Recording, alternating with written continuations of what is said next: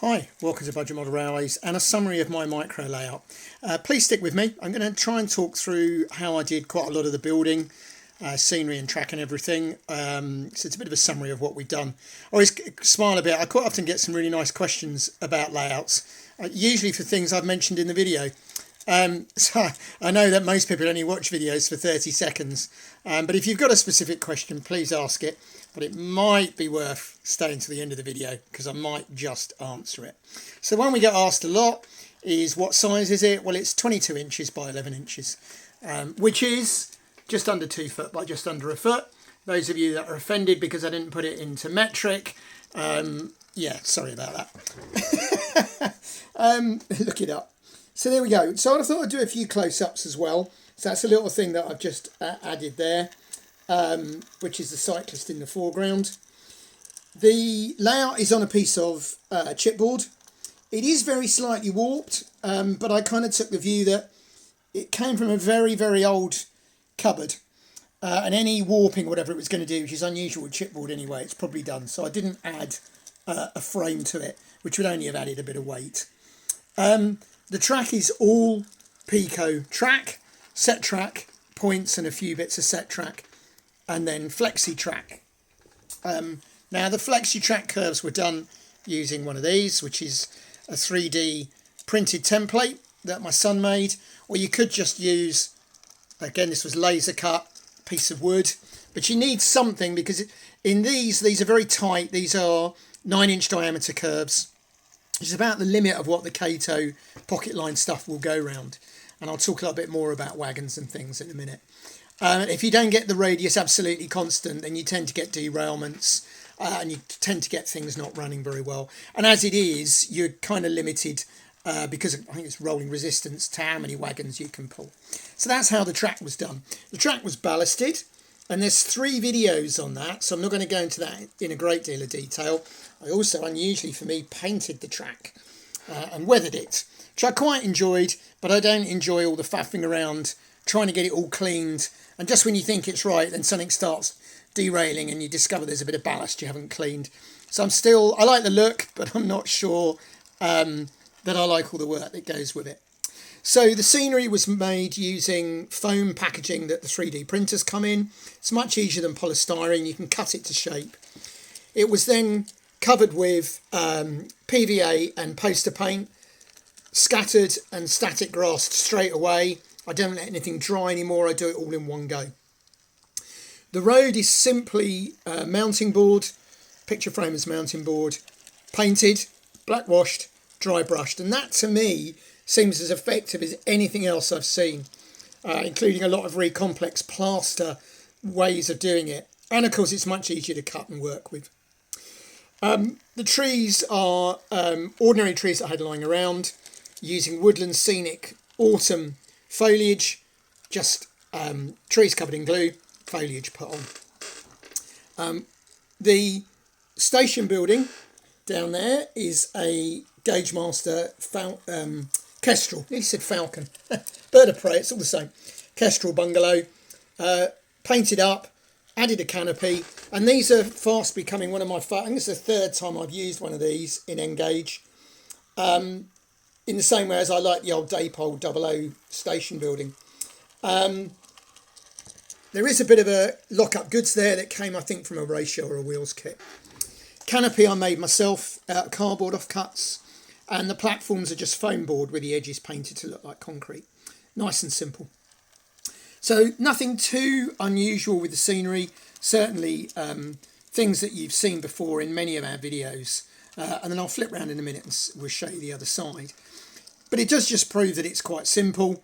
The catenary masts are just Kato glued in.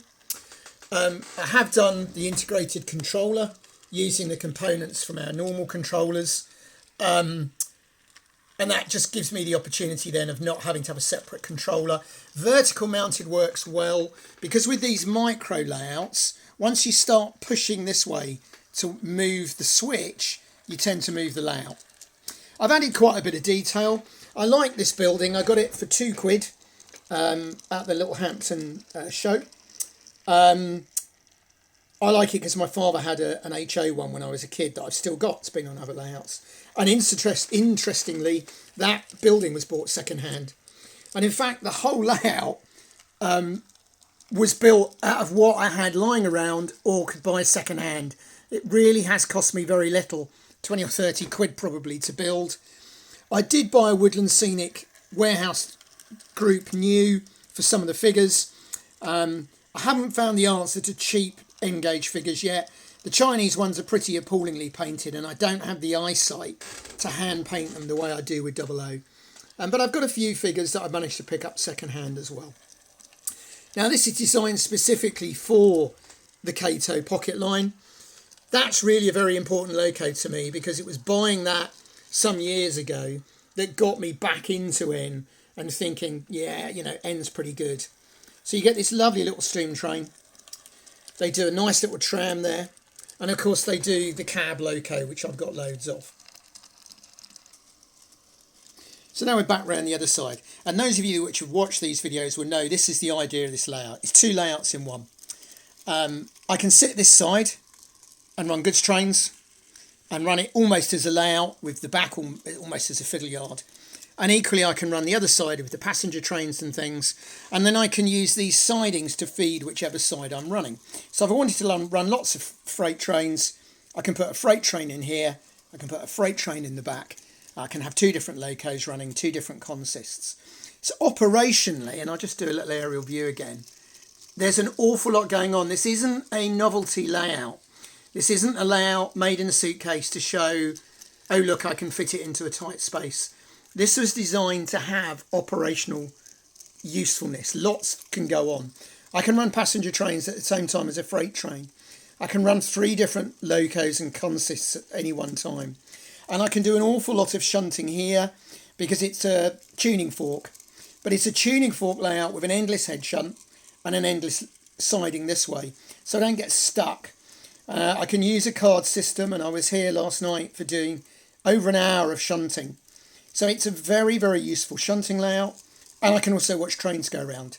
And it's 22 inches by 11 inches, 2 foot by a foot. Just think about that. It's sat on a desk. I can run 3 different trains. I can shunt. I can watch trains go around.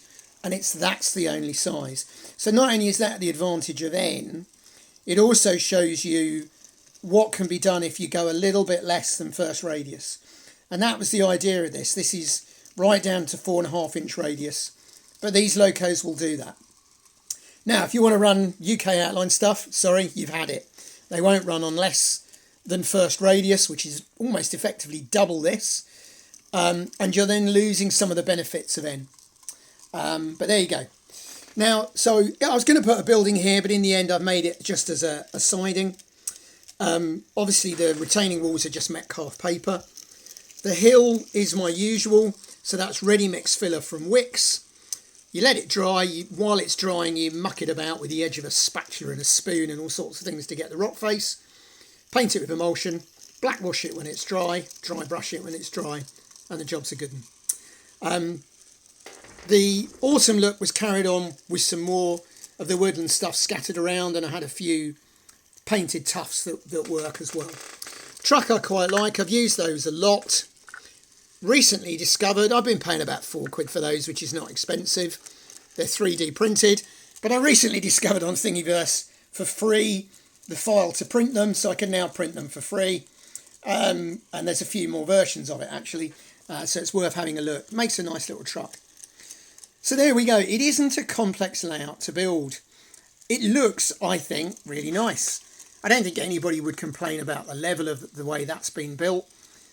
But unlike some layouts where the perfection kind of puts people off, I'm hoping with this that people can see, well, actually anybody could do this. There's some track and some ballast and some ready-made filler for the hills, and nothing too special. Bit of poster paint, nice and easy. As I say, if it cost me 25 quid, that would be it. So there we go. Be interested to see any questions you've got. I'm just enjoying running trains on it at the moment, to be honest. And I look forward to speaking to you again soon.